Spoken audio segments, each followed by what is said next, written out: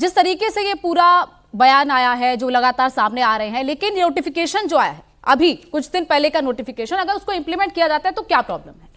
बहुत बहुत शुक्रिया गोनिका जी आपका। और कहीं कोई प्रॉब्लम नहीं है। आपने देखा कि बंगाल के जो उलमा हैं, बंगाल के जो अइम्मा हैं, उन सबको मैं सलूट करता हूं, सलाम करता हूं कि उन्होंने एक ज़बान होकर के कहा कि जो सरकार का फैसला है वो हम मानेंगे।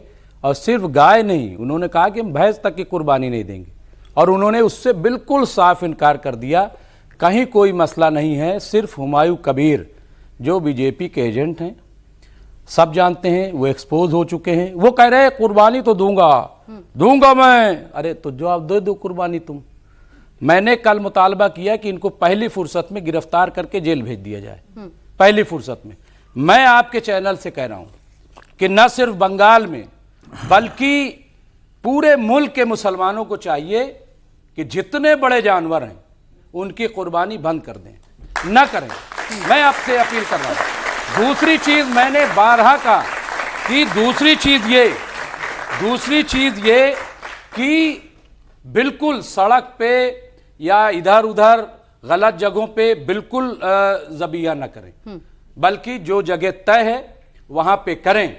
ये दीन भी सिखाता है। तीसरी चीज ये कि सफाई का लिहाज रखें, क्योंकि जिस तरह से गंदगी होती है वो नहीं होनी चाहिए। इन तमाम चीज, इसमें कोई इख्तलाफ नहीं है। अगर कोई इख्तलाफ पैदा करता है तो मैं समझता हूं कि वो कहीं ना कहीं घूम फिर करके इनकी तरफ से लोग आते होंगे और कहते होंगे भाई कुछ ना कुछ करो, हो हंगामा करो, ताकि जो असल इंप्लीमेंटेशन होना है बंगाल में या पूरे देश में, वो उस पर चर्चा ना हो, बल्कि कहीं गाय और कहीं गंगा और कहीं कुछ इस तरह की चीजों में उलझाए रखो।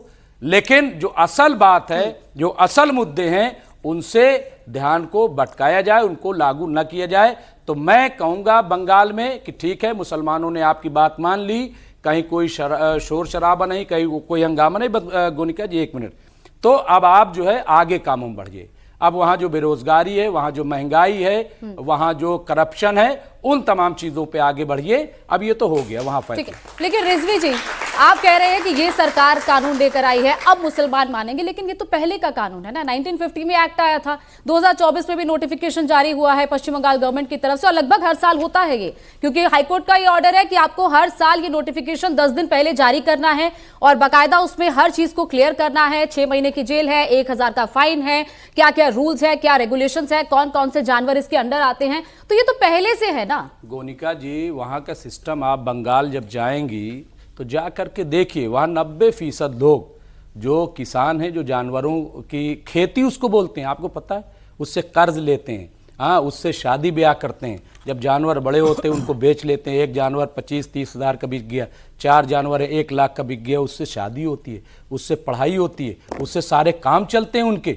आज जब मना कर दिया है, वहां हाहाकार मचा हुआ है। जा करके देखिए तो कि सड़कों पे, बाजारों में क्या चल रहा है। बेचने वाले कौन है?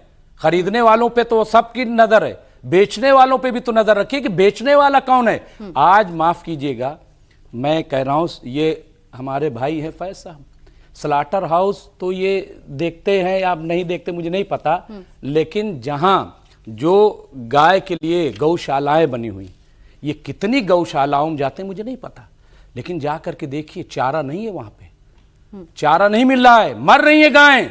सोशल मीडिया पर चल रहा है, उसको कोई बोल नहीं रहा है। क्यों? क्योंकि हिंदू मुसलमान कराना है, सड़कों पे जा करके लोगों को लिंच करना है। लेकिन गौशाला में जो हमारी गाय माताएं मर रही हैं, उन पे कोई नहीं बोल रहा है। इधर बीजेपी के जिम्मेदार हैं। पिछले 1 साल से मैं लगातार डिमांड कर रहा हूं कि सनातन बोर्ड भी बनना चाहिए और गौ माता को गौ माता का राष्ट्रीय दर्जा भी मिलना चाहिए, लेकिन सनक जाते हैं उस पे। ठीक है।